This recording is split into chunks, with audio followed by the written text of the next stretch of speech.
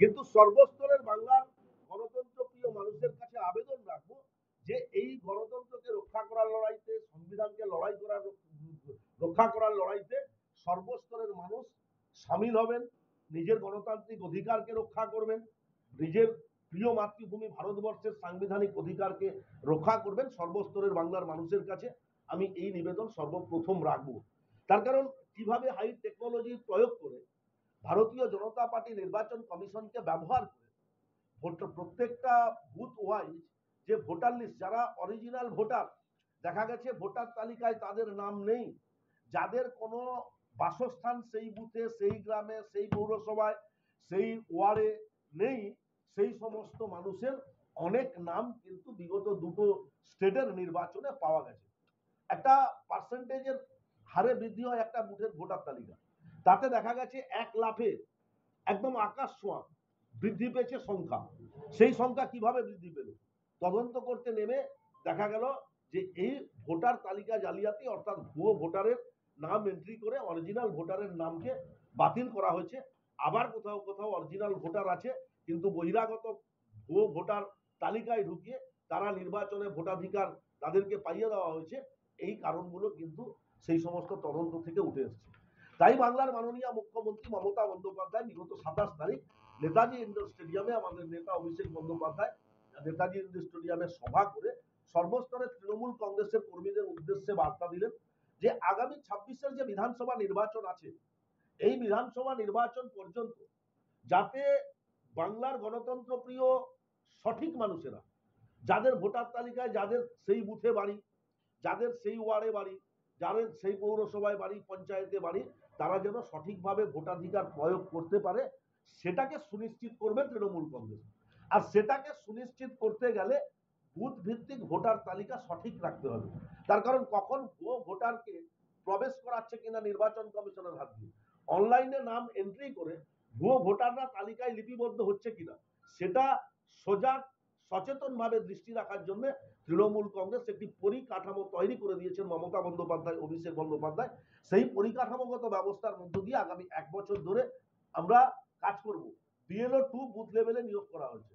সেই বিএলও 2 যে বুথ লেভেলে নিয়োগ করা হয়েছে, আমাদের ব্লক সুপারভাইজার আছেন, অঞ্চল সুপারভাইজার আছেন, তারা দেখভাল করবেন। বিএলও 2 যিনি থাকবেন, আগে বিএলএ 2 যিনি থাকবেন, সেই বিএলএ 2 তারা সঠিকভাবে বুথে ভোটার তালিকা দেখবেন।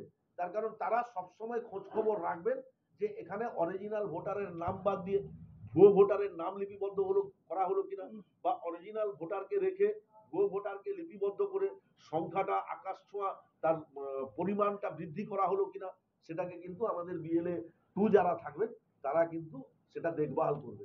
সাথে সাথে সর্বস্তরের তৃণমূল কংগ্রেস কর্মীরাও সজাগ দৃষ্টিতে সেটা দেখবেন। এবং আমাদের বাংলার সর্বস্তরের জনগণের কাছেও আবেদন রাখবো, আপনারাও নিজের ভোটার তালিকায় নিজের বুথে আপনার নিজের নামটা আছে কিনা দয়া করে দেখে নেবেন। আমার মেদিনীপুর জেলার সর্বস্তরের নাগরিকের কাছে বিনম্র আবেদন যে আপনি যে বুথের ভোটার, সেই বুথে তালিকায় আপনার নামটা আছে কিনা প্রতিনিয়ত আপনি খোঁজ খবর রাখবেন, দেখে নেবেন। আপনাদের যদি কোনো সমস্যা মনে হয়, যদি আপনার নাম কোনো কারণে বাদ দিয়ে থাকে, বিএলএ 2 আমাদের বুথে রয়েছে, তাদের সাথে যোগাযোগ করবেন, বা আমাদের দায়িত্বপ্রাপ্ত বিএলএ 2 যার পরিবারের ভোটার থেকে নাম বাদ যাবে তাদের পরিবারে গিয়ে যোগাযোগ করবে। আমরা পারিবারিক ভিত্তিতে প্রাথমিকভাবে সার্ভে করে দেখে নেব যে কোথাও কোনো ভোটার তালিকায় কারচুপি হয়েছে কিনা। যদি কোনো ভোটার তালিকায় গরমিল ধরা পড়ে, যদি কোনো ভোটার তালিকায় কারচুপি ধরা পড়ে, তাহলে সঙ্গে সঙ্গে অভিযোগ দায়ের করতে হবে, লিপিবদ্ধ করতে হবে। তার জন্য 6 নম্বর, 7 নম্বর, 8 নম্বর ফর্ম সকলেই কিন্তু জানেন যারা ভোটার লিস্ট সংক্রান্ত কাজকর্মের সাথে যুক্ত থাকেন। সাধারণ মানুষেরা হয়তো এতটা ভাবে এই সংক্রান্ত বিষয়ে বোঝেন না, তার জন্য বিএলএ 2 সহ আমাদের একটি কমিটি বুথ লেভেলে আছে, তারা কিন্তু দেখাশোনা করবে। তাই আপনাদের মাধ্যমে সর্বস্তরের মেদিনীপুর জেলার বাসীর কাছে, বাংলার মানুষের কাছে বার্তা দিতে চাই যে ভারতীয় জনতা পার্টি হাই টেকনোলজি ব্যবহার করে, হাই টেকনোলজি প্রয়োগ করে যেভাবে মানুষের গণতান্ত্রিক অধিকার হরণ করার চেষ্টা করছে, সেভাবে হরণ করতে দেওয়া যাবে না। আমাদের অত্যন্ত দূরদর্শী নেত্রী মমতা বন্দ্যোপাধ্যায় আগে ভাগে ধরে ফেলেছেন। আপনারা নিশ্চিত থাকুন, ভারতীয় জনতা পার্টির কোনো দুর্নীতি, ভোটার লিস্ট সংক্রান্ত কারচুপি তারা বাংলায় করতে পারবে না। যতক্ষণ আমাদের নেত্রী মমতা বন্দ্যোপাধ্যায় আছেন, তিনি বাংলার 10.5 কোটি মানুষের পাশে অতন্ত্র প্রহরীর মতো পাহারা দিচ্ছেন, যে কোনোভাবে অসাংবিধানিক পদ্ধতি প্রয়োগ করে আমাদের বাংলার মানুষের গণতান্ত্রিক অধিকারকে হরণ করা যাবে না। ভারতবর্ষের গণতন্ত্রকে রক্ষা করার লড়াইতে মমতা বন্দ্যোপাধ্যায় 1 নম্বর। আপনারা জানেন, বাংলা থেকে গিয়ে বাংলার বাঘিনী মমতা বন্দ্যোপাধ্যায় দিল্লির দরবারে কেন্দ্র সরকারের চোখে আঙুল দিয়ে কৃষক আন্দোলনের সময় প্রমাণ করেছিলেন যে এই কেন্দ্র সরকার যে কৃষক আন্দোলন বা কৃষি বিল নিয়ে এসছেন সেটা কৃষকের পরিপন্থী, কৃষকের বিরুদ্ধে যাবে।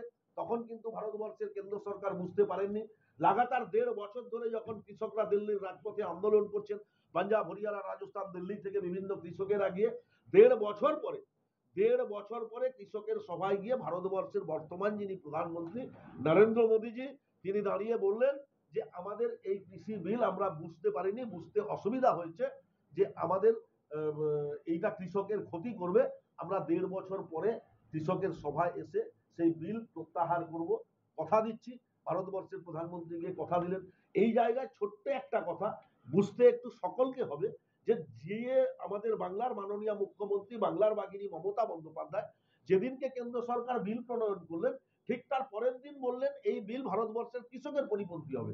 আর যারা ভারতবর্ষের কেন্দ্র সরকার চালাচ্ছেন, যিনি ভারতবর্ষের 140 কোটি নাগরিকের প্রধানমন্ত্রী নরেন্দ্র মোদীজি, তার সেই ভুলটা বুঝতে সময় লাগলো 1.5 বছর। তাহলে আমাদের মুখ্যমন্ত্রী একদিনে বুঝতে পারলেন এটা ভুল, আর ভারতবর্ষের প্রধানমন্ত্রী 1.5 বছর পরে বুঝতে পারলেন। তাহলে নিশ্চিতভাবে তারা কতটা মানুষকে প্রতারণা করাচ্ছেন, কতটা মানুষকে ঠকাচ্ছেন, কতটা মানুষের গণতান্ত্রিক অধিকারকে হরণ করার জন্য সর্বশক্তি প্রয়োগ করছেন। সেই সর্বশক্তি যতই শক্তি প্রয়োগ করুক, বাংলায় মানুষের